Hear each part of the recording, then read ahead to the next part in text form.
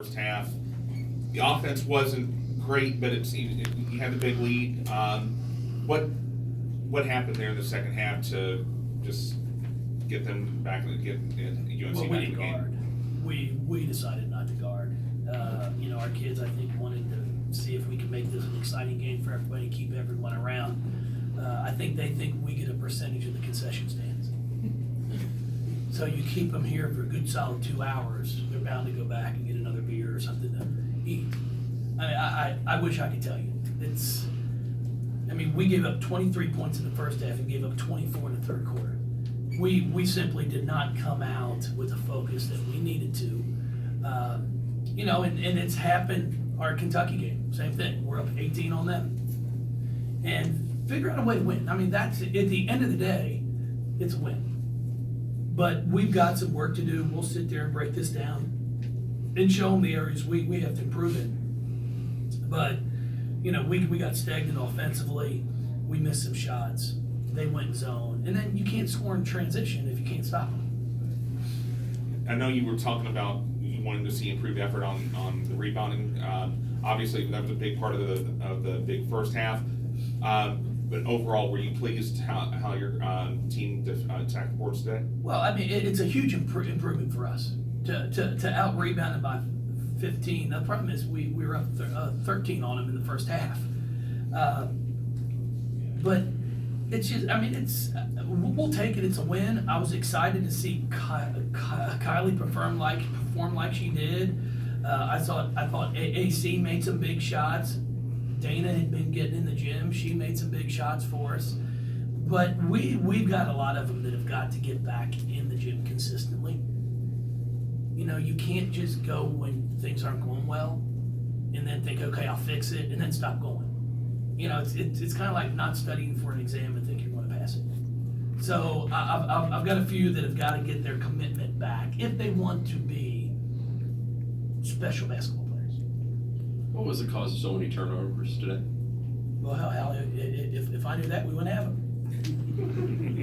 We threw the ball to the wrong team. You tell me. There were a few of them, we threw it right to them. Now, we may think we get an assist when we threw it directly to the other team. They go down and shoot layup. It was sloppy, just careless. And I told them in half court, we're not very emotionally mature.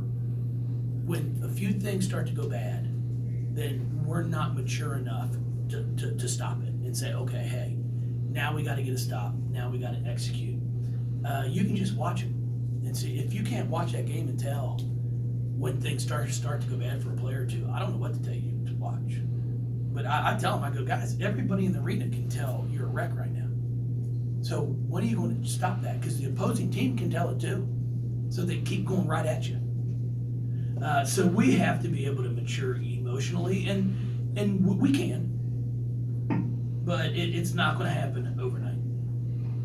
Go ahead, Ollie. Hey, after your game, how did you feel? You know what, Ollie? I always like to win. It's not much fun to lose. I'll take a ugly win any day, and this kind of fit into that. So we're 1-0 in the league. If you want to have a chance to win the ACC, you have to win your home games. So this was a great way to start off. We've got a good first half to show our kids, because I thought defensively we did a really good job. But the second half's a whole different story, and we've got to be able to play a full 40 minutes.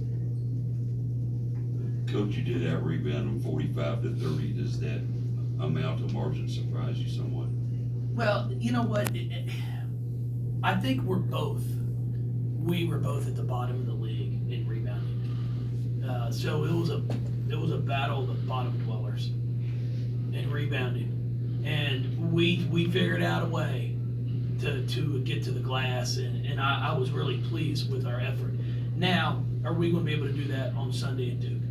Are we going to be able to do that next Thursday at Notre Dame? So there's going to be a lot for us to try to figure out here in a few short days. Jeff, you mentioned wanting to see your team be more resilient. Do you have early thoughts on the first steps toward doing that, especially when does it play a role that you didn't play a lot of, maybe I think 3 single-digit point margins in the non-conference schedule? No, because we had some really good games in the non-conference, and you've got you've got everybody that was on that floor tonight returned from a team that played in the Final Four. I mean, you know, we won the ACC championship last year, I think by a total of 8 points. We played 3 games in the conference tournament and won by 8 points. So these kids played in plenty of close games. Now it's just a matter of us continuing to stay focused, and like I told them, some of them are starting to realize, and I hope they have, how good Maisha Allen is. You know, Maisha was our 15 to 18 foot shooter. Anytime she stepped out away from the basket and reverse pivot, it's in. I mean, she made free throw line. She makes it. Well, right now we don't have that. We don't really have anybody on our team who's got kind of like that. When that ball leaves their hand, you're like, oh, it's in. You know, and that's the one area on the floor that we're struggling scoring. So we're going to have to get some people to kind of figure that out. I talked to Jazz about that. I think Jazz can help us with that. And, you know, the great thing, she played well. She had a 17 on 7 of 11. But I told her, I go, if we take out your layups, how many shots you make? And when we start playing people that are going to play zone, they're going to make it more difficult for her to get to the rim. Obviously, you'd like to have, you need close games. You need to play, like you said, the I hate close experience. games. I don't need them. Fair enough. When you get in one like you did tonight, what do you need to see your team do better? Well, no, I thought when it got down to 5-3, I mean, I had 3 timeouts left. I wasn't gonna call them. No, I refused. My staff's gonna call timeouts, and I'm not gonna do it. I'm gonna make them figure it out, because there's going to become games where I'm not gonna have any to bail them out with. And I thought they did a pretty darn good job. I thought Kylie Shook's finish there in the paint was a phenomenal finish. You know, it's a 2-point game, and she goes up strong and finishes. I was really excited for her. I thought AC's 3 was a big-time shot.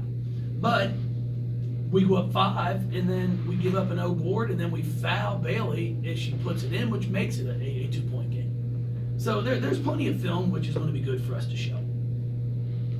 Before the break, you had talked about having Dana come off the bench and providing a spark plug and being a change of pace.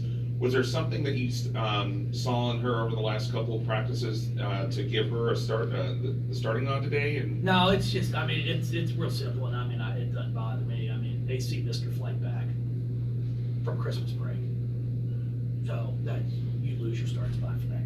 Now she'll probably be back and start the lineup on Sunday, but you know, it's simple. I mean, it's nothing major, but I give you 5 solid days off, 6 count the 21st, and you can't figure your way to get to the airport. I got a problem with that. That's all. Coach Hatchell mentioned getting Paris Key back more involved in the second half was a big thing for them and coming back on it. Would you pretty much agree with that assessment as well? Well, yeah, she just went by us. I mean, she scored. It was one-on-one, which is what their team's all about. I mean, if you let them get going to the half court and just play one-on-one, they're hard to stop. I mean, they shot 27 free throws. They go 5 of 26 from the 3-point line. So I thought we did a really good job of defending that for the most part. But you just can't let them continue to drive on you. There has to be some pride that comes in to where it's like, okay, I'm not going to let you beat me. And that's our biggest concern. That's our Achilles heel right now. Thank you, everybody. I appreciate it.